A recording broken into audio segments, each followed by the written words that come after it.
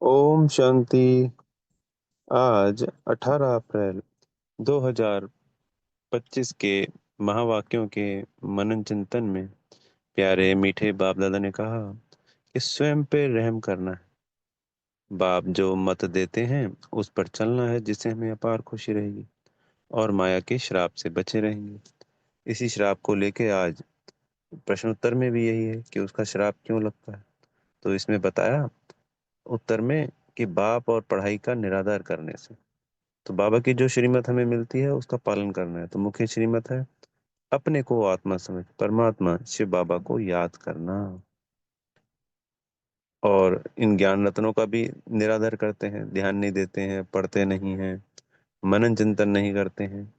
या तो एक बार सुन लिया यूट्यूब से या सेंटर पे चले गए तो अच्छी बात है बहुत, पर स्वयं भी फिर पढ़ना है और पढ़ के चलते फिरते उसका मनन चिंतन न करना है। कोई भी एक पॉइंट लेना है, उसको दिन में अनेक बार मनन चिंतन करना है, तो वो बाबा की श्रीमत का पालन हो गया। और जो बाबा कहते हैं भाई आत्मा समझ परमात्मा को याद करो, उसी से विक्रम विनाश होंगे, उसी से आत्मा हल्की होगी। जैसे बाबा ने कहा ना, कल की मुरली में या परसों की मुरली में, कि अपनी चेकिंग करनी है कि हम कितनी सहजता से बाबा की याद में टिक पाते हैं, कितना लंबा समय टिक पाते हैं, कितना उनकी अनुभूति होती है। तो उससे हमें रियलाइज होगा कि हमारे आत्मा पे 63 जन्मों का कितने पापों का बोझा रहा हुआ है। अगर सब कुछ सहजता से होता है, बहुत सहजता, तो इसका मतलब हमारे पास विकर्मों का बोझा कम है। और बिल्कुल याद करने में बड़ी दिक्कत होती है, तो इसमें कोई बुराई वाली बात नहीं है। पर हम दिन में अगर हम 50 बार, 10 बार, 20 बार प्रयास करेंगे अपने आप को आत्मिक भान में लाकर निराकार बाबा को परम धाम में याद करने का, तो कुछ ही दिनों में हमारे विक्रम विनाश होंगे, एक एक सेकंड में भी विनाश होंगे। क्योंकि बच्चा लगा हुआ है, वो बाबा की श्रीमत का पालन कर रहा है, तो फिर बाबा की दुआएं काम करने लगती हैं।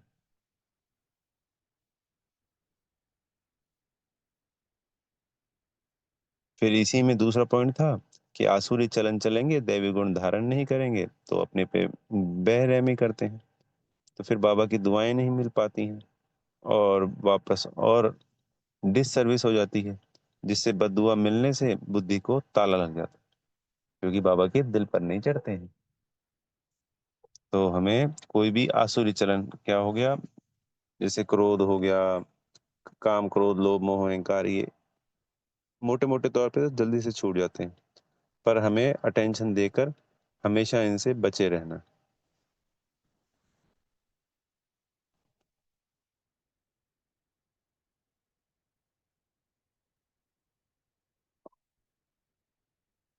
फिर आज की मुरली में बाबा ने इसी बात पे हमारे अटेंशन दिलाया है कि हमें निश्चय है कि हम निराकार आत्मा हैं और निराकार बाबा को याद करना है, जिस याद से हम माया रूपी रावण से सदा बचे रहेंगे। माया हमें दुख की तरफ ले जाती है, श्रापित कर देती है, तो उससे बचने का ये एक ही उपाय है। इसके पीछे भी बाबा का बहुत बड़ा कारण है। देखिए, हमने 63 जन्म देह में रह के देह के संबंध पिता को याद किया। अगर अभी भी हम देह में रह के ही बाबा को याद करेंगे, तो देह से कौन से पिता को याद होगी? देह को याद होगी, देह वाला पिता याद आएगा। अगर आत्मिक स्थिति में स्थित होकर याद करेंगे तो निराकार बाबा याद आएगा। और इसको ऐसे भी समझा जा सकता है, जैसे देह का पिता है और हम किसी दूसरे आदमी को पिताजी पिताजी कहें, जो हमारा पिता नहीं है, तो क्या वो हमारी बात सुनेगा? नहीं सुनेगा, क्योंकि वो हमारा पिता नहीं है। तो ऐसे ही देह का पिता देह होता है और आत्मा का पिता परमात्मा है, निराकार। तो हम देह में स्थित होकर निराकार बाबा को याद करेंगे तो वो कैसे सुन पाएगा? कैसे हमें प्राप्तियां होंगी? ठीक है, थोड़ी बहुत प्राप्तियां होती हैं, पर वो शुरुआत की बात है। जैसे जैसे अवस्था ऊंची होती जाएगी, तो हमको इस आत्मा के अभ्यास को बढ़ाना ही पड़ेगा। क्योंकि बाबा शुरुआत में पहले दिन से ही अगर सिर्फ आत्मिक स्थिति में स्थित होकर ही हमें अटेंशन दिलवाए और हमारी बात सुने, हमारी बात माने, फिर तो रिजल्ट आएगा नहीं, क्योंकि पहले दिन से ही बच्चा ये अभ्यास कर नहीं पाता है। पर धीरे धीरे धीरे धीरे, पहले तो हम देह में रह के भी बाबा को याद करते हैं तो बाबा की मदद मिलती है, मदद तो अंत तक मिलती रहेगी। पर जो अनुभूतियां हैं, अतीन्द्रिय सुख है, जो विकर्मों का विनाश है, जो गुण शक्तियां प्राप्त होनी है, वो कैसे होगी? वो सिर्फ आत्मिक स्थिति के भान से ही प्राप्त हो सकती है। तो बाबा बिंदी को महसूस करने के लिए, अतीन्द्रिय सुख की प्राप्ति के लिए, 63 जन्मों के विकर्मों का विनाश करने के लिए, अपने आप को 16 कला संपूर्ण संपूर्ण निर्विकारी बनाने के लिए, सारे सभी सातों गुणों को, अशक्तियों को, 36 दिव्य गुणों को, इन सबको धारण करने के लिए आत्मिक स्थिति का होना जरूरी है। तो ये सब हमें बाबा से ही मिलनी है। तो बाबा भी बिंदी और मैं आत्मा भी बिंदी, तो सभी प्राप्तियां तभी होंगी। इसलिए बाबा एक ही मुरली में रोज रोज अनेकों बार, अनगिनत बार एक ही बात कहते हैं, बच्चे मुझे याद करो, बिंदी बन। फिर उसके साथ साथ हमें, जब ऐसे हम याद करते हैं तो हमें भी खुशी होती है और बाबा को भी बेहद की खुशी होती है। किसी भी पिता को उसका बच्चा उसका आज्ञाकारी होता है, उसको याद करता है प्रेम से, तो क्यों ना खुशी हो। तो ऑटोमेटिकली, जैसे जब हम किसी मनुष्य के लिए कोई ऐसा कार्य करते हैं जिससे उसको खुशी मिलती है, तो एक ऑटोमेटिकली दुआएं क्रिएट होती हैं मनुष्यों से, तो वो दुआएं हमारे को सहयोगी बनती हैं।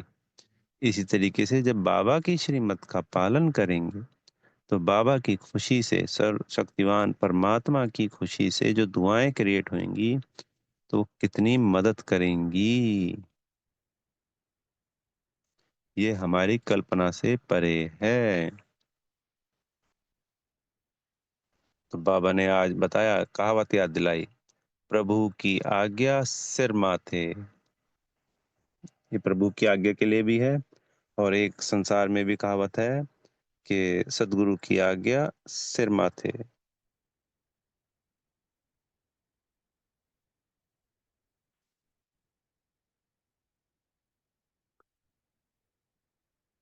तो बाबा,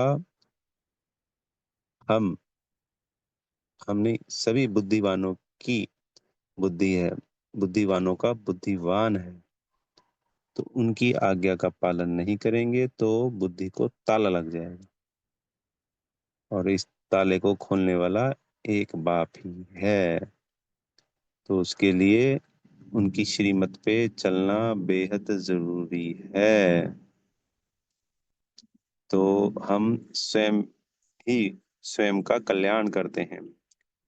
बाबा का दो बातें मुख्य है, एक बिंदी बन बिंदी बाबा को याद करना, और एक बाबा का मैसेज सभी दूसरी आत्माओं को देना, दूसरों को समझाना। इसमें भी हमारा ही कल्याण छिपा हुआ है, अपने पे ही रहम करना है।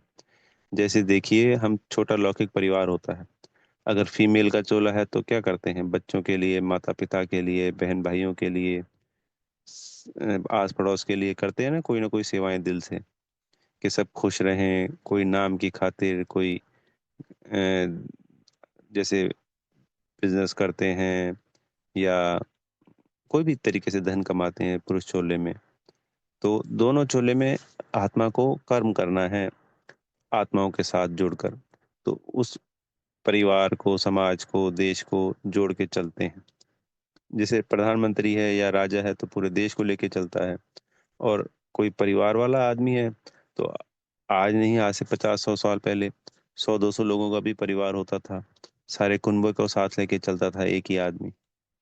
इस बात को ये समझाने की कोशिश की जा रही है कि जब हमें आत्मा का ज्ञान मिल गया तो ये हो गया कि पूरा विश्व ही हमारा परिवार है। तो पहले हम छोटे परिवार के लिए करते आए, और अब हमें इस पूरे विश्व रूपी परिवार के लिए, सभी आत्माओं के लिए ये संदेश देना है, और सबको ये समझानी देनी है कि बाबा आया हुआ है। तो ये सेवा का कार्य कौन करेगा? हम करेंगे। तो पहले भी हमें धन की प्राप्ति होती थी, दुआएं मिलती थी और अनंत प्राप्तियां होती थी। तो इसी तरीके से अब भी हमें ही ये सर्व प्राप्तियां हमें ही होनी है, विश्व की बादशाही हमें ही मिलनी है।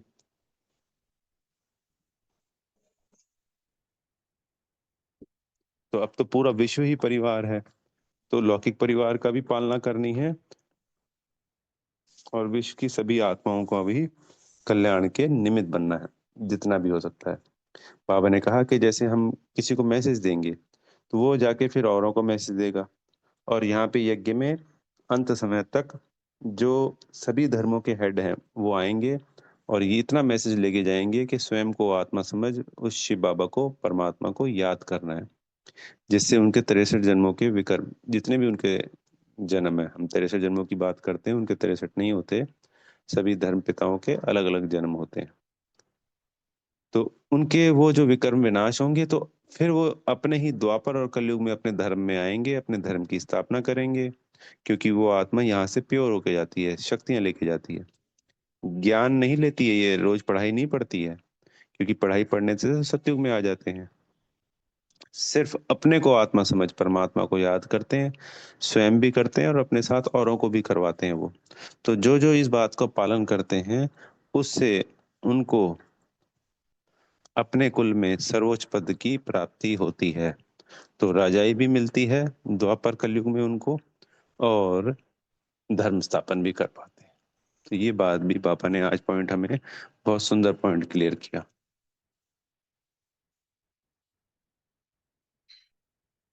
तो आज सदगुरु जी से जो वरदान मिला, उसमें फुल स्टॉप की स्टेज द्वारा प्रकृति की हलचल को स्टॉप करने वाले मास्टर प्रकृति पति भव, तो बाबा ने जो हमें वरदान दिया, उसमें बाबा ने कहा वर्तमान समय हलचल बढ़ने का समय है, जो ये वर्तमान समय चल रहा है। तो फाइनल पेपर में हमें बाबा ने अनेकों मुरलियों में क्लियर किया हुआ है कि प्रकृति के 5 तत्वों की तरफ से और पांचों विकारों की तरफ से हमारे पेपर आएंगे, फाइनल पेपर। और तमोगुणी आत्माओं का भी वार होगा, क्योंकि अनेक सभी आत्माएं विश्व की एक साथ शरीर छोड़ देंगी, तो उनकी तरफ से भी वार होगा, पर जिनके साथ जिनके हिसाब किताब है। तो इन सब के लिए बाबा ने कहा समेटने की शक्ति से अभी अभी साकारी, अभी अभी आकारी यानी सूक्ष्म वतन में सूक्ष्म चोला, और अभी अभी निराकारी यानी परम धाम में बिंदी बनने की जो स्थिति में स्थित होने का अभ्यास होगा। तो ये अभ्यास ये नहीं कि हम उस वक्त कर लेंगे, बाबा तभी हमें कहते हैं कि आत्मा का अभ्यास करना है, आत्मा का अभ्यास कर। इसी अभ्यास से हम 1 सेकंड में इन सब से परे हो सकेंगे, उन सभी पेपरों में जो पांचों हमारे विकार हैं वो अपना एक चांस लेंगे, प्रकृति अपना चांस लेगी, तमोगुणी आत्माएं हमें परेशान करेंगी, अपना चांस लेने की कोशिश करेंगी, सब हिसाब किताब भी चुकतो करना चाहेंगे, क्योंकि एकदम से ऐसे नहीं होगा कि वो तमोगुणी आत्माएं शरीर छोड़ते ही परम धाम पहुंच जाएंगी, नहीं, उसमें भी थोड़ा सा समय लगता है। तो इसके लिए बाबा कहते हैं हमेशा लंबे काल का अभ्यास। तो फुल स्टॉप की जो स्टेज होगी हमारी, तो जब हम इन तीनों स्टेज पे साकारी, आकारी और निराकारी को 1 सेकंड में अपनी स्थिति को स्थित करने वाले बन जाएंगे, तो ऐसे प्रकृति पति बन प्रकृति की हलचल को, उन सब की हलचल को स्टॉप कर पाएंगे। तो ये वरदान बाबा से हमें मिला है, इसका स्वरूप बनना है और इस अभ्यास को बढ़ाना है। और जब वरदान मिला है तो हमें शक्तियां मिली। फिर स्लोगन में है निर्विघ्न राज्य अधिकारी बनने के लिए निर्विघ्न सेवाधारी बनना है। तो जो पुरुषोत्तम संगम युग पे सदा निर्विघ्न सेवाधारी होते हैं, वही सत्युग त्रेता में सदा निर्विघ्न राज्य अधिकारी बनते हैं।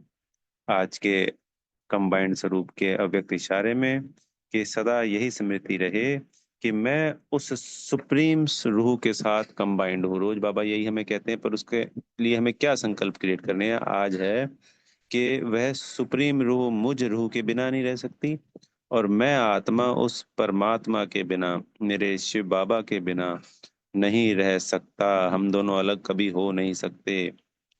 तो हर सेकंड हजूर को हाजिर अनुभव करने से रूहानी खुशबू में अविनाशी और एक रस रहेंगे।